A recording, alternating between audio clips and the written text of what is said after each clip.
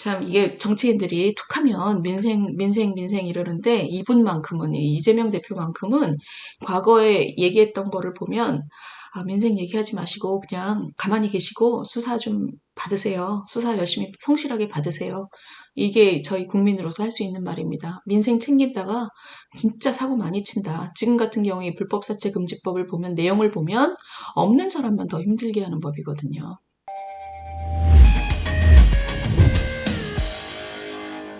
제가 그 경제 이슈 관련해서 한 가지 좀 생각을 나눴으면 하는 게 뭐냐면, 저는 사실 우리나라가 좀 아직도 참 복이 있는 나라다 이런 생각을 합니다. 왜냐하면 지금 전 세계가 경제 위기고 우리나라도 지금 굉장히 어렵죠. 앞으로 내년 경제는 더 어려울 텐데, 이 와중에도 음, 지난 대선 때 있었던 우리 이재명 후보가 내세웠던 각종 공약들 있잖아요. 그 중에 대표적인 게 저거죠. 돈을 막 찍어서 저 복지 공약 다 할 수 있다. 기본소득 같은 거. 뭐 인플레 걱정할 필요 없다. 막 이런 얘기 많이 했잖아요. 근데 인플레 걱정할 필요 없다 그랬는데 당장 지금 1년도 안 돼서 전 세계가 40년 만에 어마어마한 인플레 위기가 왔습니다. 이 얘기는 뭐냐면 인플레가 40년 동안 대형 인플레가 없었기 때문에 이재명이라는 후보가 막 포퓰리즘적인 공약을 얘기하면서 인플레 걱정할 필요 없다라고 얘기했을 때 사람들이 반신반의했거든요. 근데 이제 이런 인플레 때문에 지금 우리 경제가 얼마나 지금 살얼음입니까?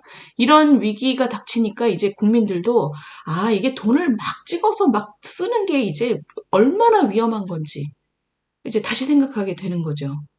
근데 그런 비슷한 게 지금 이번 주에 또 하나의 이슈가 하나 더 있습니다. 그게 뭐냐면 지금 금리가 오르니까 우리나라 법으로 그 금리를 제한을 해놨잖아요. 최고금리. 최고금리법이 있어서 이자 제한이 있습니다. 그래서 그걸 넘어가는 건 불법이죠. 불법 대출이고 불법 대출을 하면 그 초과 이자분만큼은 회수하게 돼 있습니다. 그래서 그걸 회수해서 원금 상환에 그냥 쳐주는 걸로 돼 있거든요. 근데 이거를 우리 이재명 후보가 지금 자기 법으로 뭘 만들었냐면 불법 사채 금지법이라는 걸 만들어서 엄청 그것을 강화를 했어요. 그 내용 좀 한번 볼까요? 이재명의 2호 법안 불법 사채 무효법을 낸 게 뭐냐면 이겁니다. 지금 금리가 엄청 높아져 있기 때문에 그러니까 최고 금리도 좀 탄력적으로 유지를 하지 않으면 돈이 없는 사람이 돈을 빌릴 데가 없게 된 거예요. 근데 지금 이 사람이 불법 사채 무효법이라는 걸 만들어서 이게 뭐냐면 아예 저거죠. 그 우리 법으로 정해놓은 최고 금리보다 더 높게 받으면 아예 그냥 이자는 다 못 받게끔 하자 이런 겁니다. 근데 이거 민주당에서 지금 정신을 먼저 차린 거죠. 민주당에서 이거 진짜 포퓰리즘적인 성격이다. 지금 신용이 적은 사람들이 지금 돈이 엄청 필요한데 오히려 이 사람들을 제도권 밖으로 내모는 법이다. 민주당 안에서 지금 제동을 걸었어요. 이재명 그 당대표의 2호 법안인데 이걸 제동을 걸었어요. 그래서 그러니까 나라로선 다행이죠. 나라로선 다행입니다. 이게 왜냐하면 이것 때문에 그래요. 지금 금리가 너무 오르니까 그 금리를 높이 내야 되는 사람들은 더 내고도 급전이 필요한 사람들이 있잖아요. 예를 들면 이런 거 수술비 같은 거, 의료비 같은 경우에 그다음에 뭐 장례비 뭐 이런 아주 급전에는 짧게 높은 금리를 주고 그래도 써야 되는 사람들이 있는데 신용이 없는 사람들은 이게 우리나라는 법적으로 최고금리가 정해져 있기 때문에 이 사람들이 지금 돈 구할 데가 없는 거예요. 왜냐하면 대부업체들이 다 문을 잠가버렸거든요. 이게 지금 올해뿐만의 문제가 아니라 지금 최고금리를 정해놓은 이후로 최고금리를 점점 낮추고 있거든요. 왜냐하면 고리대금이 나쁘다 이래서 지금 최고금리가 20%인데 그동안에 대부 액수가 점점 줄었습니다. 이게 이제 최고금리 인하의 역설입니다. 그러니까 최고금리를 통해서 보호해야 되는 사람이 저신용자인데 시장이 나빠지면 이 사람들은 정말 돈이 급해서 높은 금리를 쓰고라도 잠시 빌려야 되는데 이런 사람들이 갈 데가 없는 거죠. 그러니까 지금과 같은 상황이 딱 그런 상황입니다. 이 저신용자한테 아예 대부업체가 문을 아예 닫아버렸어요. 그래서 지금 최고금리를 탄력적으로 좀 높여야 될 때다. 지금 전문가들이 그렇게 얘기를 하고 있습니다. 왜냐하면 신용이 나쁜 사람들한테 이 대출의 기회를 주기 위해서 근데 지금 이 매경에서 나온 기자를 보면 굉장히 잘 썼어요. 선의로 포장된 정부 정책이 오히려 서민들을 나락으로 떨어뜨린다. 지금 이게 뭐냐면, 마음 좋은 척하고, 그 마음 좋게 막 턱턱 인심 쓰는 정책을 만드는 사람들이 진짜 나쁜 사람들이라는 거죠. 그렇게 하지만 진짜 신용이 낮은 사람들은 훨씬 더 어려운 상황이 돼버리는 거죠. 근데 지금 제가 불법 사채 금지법이라는 거를 말씀드릴 때 어서 들었다는 생각 안 드세요? 그게 뭐냐면 지난 대선 때 이게 바로 기본 금융 공약입니다. 이분이 뭐라 그랬냐면 기본 금융 공약, 기본 소득, 기본 금융, 기본 주택, 그래서 기본 시리즈를 냈잖아요. 그 세 번째가 기본 금융인데 이걸 지금 이분이 국회의원 된 다음에 불법 사채 금지법이라는 내용으로 다시 낸 거예요. 이게 그 당시에 기본 금융이라는 공약을 내면서 이자 전체를 무효화하고 그 다음에 이자율의 3배 이상일 때는, 그러니까 최고금리 3배 이상일 때는 원금까지 뺏어버린다. 그 다음에 법정 최고 이자율을 경제성장률의 5배 이내 수준까지 낮추겠다. 그럼 지금 우리가 성장률이 2%니까 법정 최고 이자율을 10%까지 낮추겠다는 거잖아요. 그러면 지금 최고 금리가 20%인데도 이 난리가 나는데, 최고금리라는 거는 신용이 없는 사람들을 위한 금리인데, 그거를 경제성장률의 5배, 10%까지 낮추면, 지금 우리 전세대출이 7%잖아요. 이미 7%, 8%까지 올랐잖아요. 근데 10% 넘으면 원금도 다 뺏겠다. 이러면서 이게 저 어려운 사람들을 돕는 법이라고 낸 거예요. 그러니까 지금 보시면 이런 거죠. 이분이 그때 대선 때 이런 파퓰리즘 공약을 막 낼 때 저 같은 사람이 이거 말이 안 된다. 이러면 저신용자들을 더 힘들게 한다라고 얘기를 해도 국민들 귀에는 저게 그냥 전문가들 얘기이겠거니 했잖아요. 근데 제가 아까 말씀드린 이 경제 위기를 겪으면서 우리 국민들이 지금 경제 공부를 굉장히 많이 하고 계신 겁니다.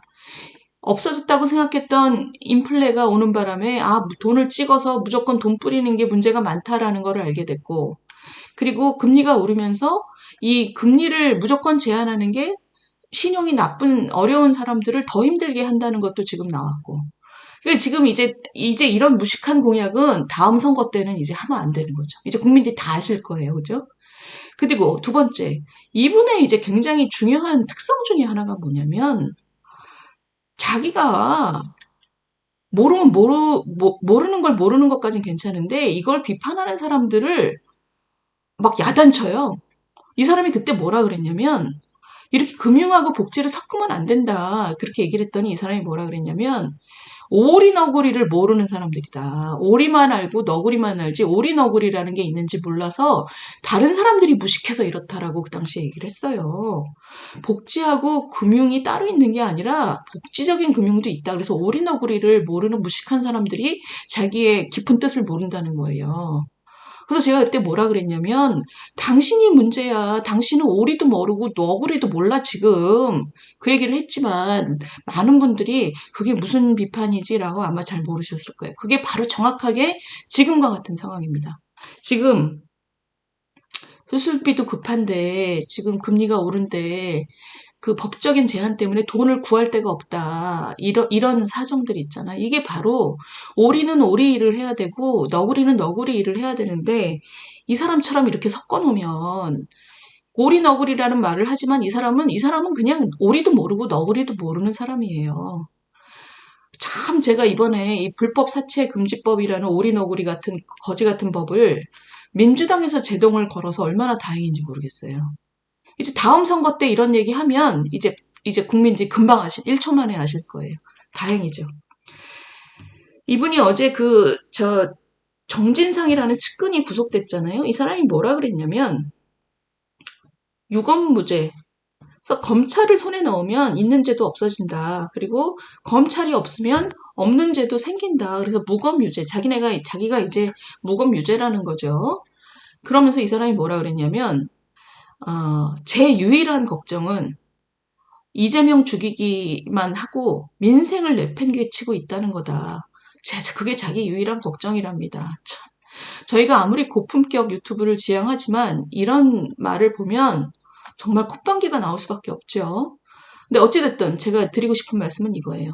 민생을 내팽개치고 있다. 그래서 자기는 민생을 지키는 역할에 충실하겠다.